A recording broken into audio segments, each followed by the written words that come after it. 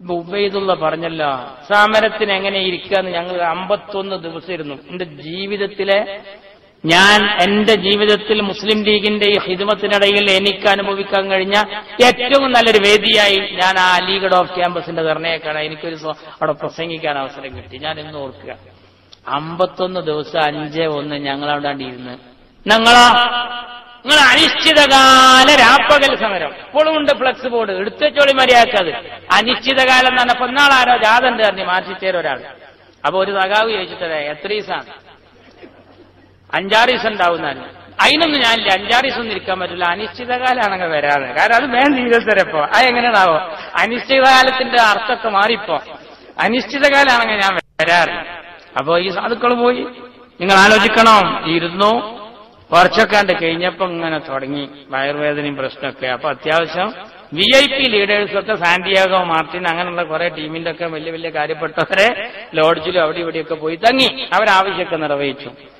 ബാക്കിയുള്ള ഇവിടുന്ന് വിളിച്ച് ലോക്കൽ കമ്മിറ്റി സെക്രട്ടറിക്ക് നല്ല വയറുവേദന അഞ്ച് എവിടെയാണ്. അപ്പൊ ഓന്റെ ഫോണിൽ ഇങ്ങോട്ട് കേൾക്കുന്നത് താങ്കൾ ക്യൂവിലാണെന്നാണ്. ഈ സമയത്ത് ക്യൂവിലും കൂടി നിന്നാ എന്താവും സ്ഥിതി?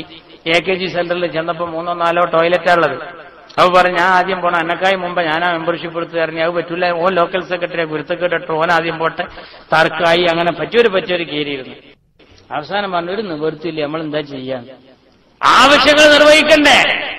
ആ സമയത്താണ് ആരോ പറഞ്ഞത് അവർ ഒഴിഞ്ഞ പറമ്പ് കാണുന്നത് കൈരളി ചാനലിന്റെ പറമ്പാണ്. എല്ലാവരും കൂടി അങ്ങണ്ടാണ്ട് ചാടി സംയുക്ത ആഭിമുഖ്യത്തിൽ ഒന്നിച്ചാണ്ടിരുന്നതിന് ശേഷം ആവശ്യമാണ്ട് നിറവേറ്റി. അപ്പോഴാണ് തോമസ് ഐസക്കിന് ഒരു പ്രസംഗം വന്നത്.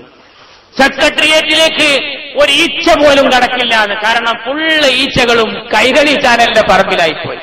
ആളുകൾ സെക്രട്ടേറിയറ്റിലേക്ക് ഒരു ഈച്ച പോലും കടന്നില്ല. എന്നിട്ട് നിങ്ങളൊന്ന് ആലോചിക്കാൻ, ഞാൻ പറയുന്നത് നിങ്ങൾ വലിയ ബുദ്ധിജീവികളാന്ന് പറഞ്ഞിട്ടുണ്ട്.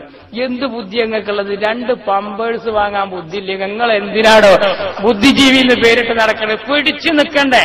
2 ദിവസം അത് അറിയുമ്പോ മുദ്രാവാക്യം വേറെ വരും. എന്താ? ഇതുപോലൊരു നാറിയ സമരം കേരള ജനത കണ്ടിട്ടില്ല. അത് സമരം വേറെ വരും. നിങ്ങൾ ആലോചിച്ച് നോക്കണം. ഇപ്പൊ എന്താണെന്നറിയോ? അപ്പൊ നമുക്ക് ഒരു കാര്യം ചെയ്യാം. ഈ സമരത്തിലിരിക്കുന്ന സമരഭടന്മാരെ, നമ്മുടെ ആവശ്യങ്ങൾ നടന്നിരിക്കുന്നു. ഏതാ ആവശ്യം? കൈരളി ചാനലിൽ പോയിട്ട് ആ ആവശ്യമാണ് നടന്നത്, അല്ലാണ്ട് മുഖ്യമന്ത്രി രാജിവെച്ചിട്ടില്ല. അങ്ങനെ കണ്ടിക്കണ്. പിണറായി വിജയൻ പറഞ്ഞു സമരം അവസാനിപ്പിച്ചിരിക്കുന്നു, ഭാഗികമായി നമ്മൾ ഉന്നയിച്ച കാര്യങ്ങൾ നേടിയിരിക്കുന്നു. ജുഡീഷ്യൽ അന്വേഷണം നമ്മൾ നേരത്തെ പറഞ്ഞതാണ്. പിന്നെ ഉമ്മൻചാണ്ടി രാജിവെച്ചിട്ടില്ല. ഇവരങ്ങോട്ട് വണ്ടി കയറുമ്പോൾ ഉമ്മൻചാണ്ടിയാണ്, ഓരവിടെ ഇരുന്നപ്പോഴും ഉമ്മൻചാണ്ടിയാണ്, പെരേല് ഇവര് വന്നിറങ്ങിയപ്പോഴും ഉമ്മൻചാണ്ടിന്റെ മുഖ്യമന്ത്രി. പിന്നെ എന്തിനാ നിങ്ങൾ പോയി എന്നാ ഓരോരുത്തർ ചോദിക്കുന്നു. യാതൊരു പിടുത്തില്ല. അപ്പൊ ഇവര് പറഞ്ഞു മുഖ്യമന്ത്രിയും മന്ത്രിമാരും സെക്രട്ടേറിയറ്റിലേക്ക് പോകൂല, ഒന്ന് കാണട്ടെ. അപ്പൊ മുഖ്യമന്ത്രി മന്ത്രിമാരും സെക്രട്ടേറിയറ്റിലേക്കാണ് പോയി. അപ്പോൾ പറഞ്ഞു പോയവര് ഇങ്ങോട്ട് വരൂല. മന്ത്രിമാരൊന്നും കൂടി ഇങ്ങോട്ട് തന്നെ വന്ന്. അപ്പൊ ഇവര് നിങ്ങൾ നമ്മളെ മക്കാറാക്കല്ലിട്ടാ നമ്മളിങ്ങനെ ഒരു സമരത്ത് പോയതാ. ഞാൻ മാർക്സിസ്റ്റ് പാർട്ടിയുടെ ചരിത്രത്തിലെ നമ്മളൊക്കെ കുട്ടിക്കാലത്ത് വിജയം വരെയാണ് സമരം. ഇപ്പൊ ഏതാന്ന് പറയാം, ഇപ്പൊ വിജയം പറയുന്നത് വരെ സമരം.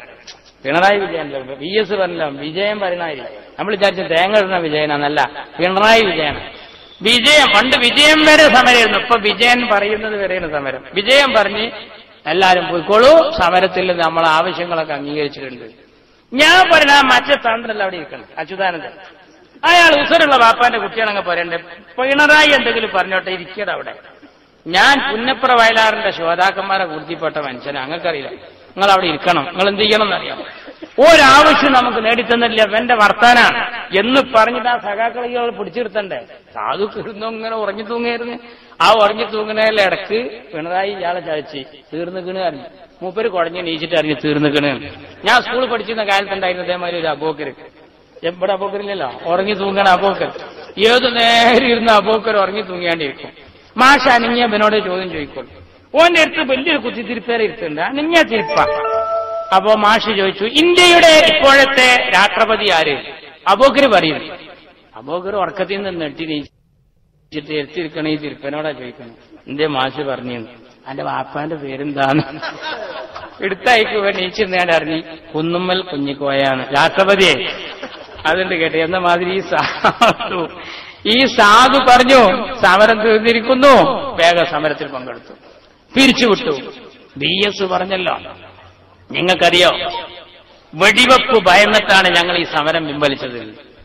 വെടിവെപ്പ് ഭയന്നിട്ടാണ്. ടിയർ ഗ്യാസ് എവിടെ പൊട്ടി എന്നുള്ള പേപ്പറിലെ റിപ്പോർട്ട് വായിച്ചപ്പോൾ തന്നെ തലറ്റി വീണാളായി അച്യുതാനന്ദൻ. പിന്നെ അതിന്റെ ആരെങ്കിലും ഒരു ഫ്രൂട്ടിമ ചവിട്ടൻ തന്നെ മുമ്പർക്ക് ബേജാറാണ്. ഇയാളൊക്കെ പുന്നപ്ര വയലാർ സമരത്തിൽ പങ്കെടുത്തു. എനിക്ക് വിശ്വസിക്കാൻ തോന്നുന്നില്ല, എന്ത് പറഞ്ഞിട്ട് എനിക്ക് തോന്നണില്ല ഇയാൾ പുന്നപ്ര വയലാർ സമരത്തിൽ പങ്കെടുത്തു. കഴിയില്ല. ഈ വെടിവെപ്പ് കാലത്തൊക്കെ കേട്ടാ തലറ്റി വീഴുന്ന ഇയാൾ എങ്ങനെ ഇതിൽ പങ്കെടുക്കുക? പോന്നു സമരം. ഇപ്പൊ എന്താ പറയുന്നത്, ഉമ്മൻചാണ്ടിനെ ഞങ്ങളിഞ്ഞ് മഞ്ചേരിയിൽ വെച്ച് കണ്ടോളാണ്. വലിയ ഭർത്താനായി 1.5 ലക്ഷം ആൾക്കാരായിട്ട് അങ്ങോട്ട് പോയിട്ട് കാണാൻ പറ്റിയില്ല. എന്റെ നാട്ടിലൊരു ചങ്ങാതി പണ്ട് കാശ് കൊടുക്കാണ്ടായിട്ട് മൂപ്പര് പറഞ്ഞു, ഞാൻ ഓന് തരാനുള്ളത് തന്നേ ഞാൻ അടക്കും, അതെനിക്ക് കിട്ടണം, ഞാൻ പിന്നാലെ അടക്കവന്റെ. അങ്ങനെ ആൾക്കാരെ മുമ്പിൽ ചോം പ്രഖ്യാപിച്ചു.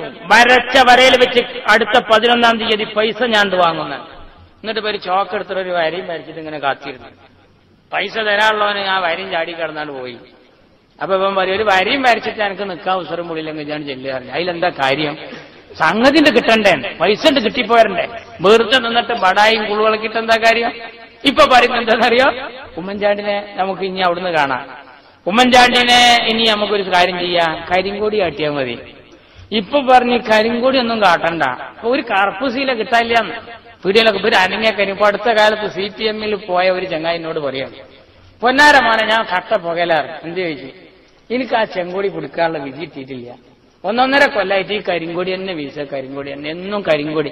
കൊടി ഇട്ടുകൊണ്ടിരുന്ന എണ്ണാണെങ്കിൽ ഞാൻ ചുവന്ന കൊടിയിട്ടെല്ലാം പറയും കറുത്ത കൊടിയാണ്, ഈ കൊടിയല്ല. ഇവനക്ക് ആകെ ഈ കരിങ്കൊടി വീശാനുള്ള വിധി ഉണ്ടായിട്ടുള്ളൂ.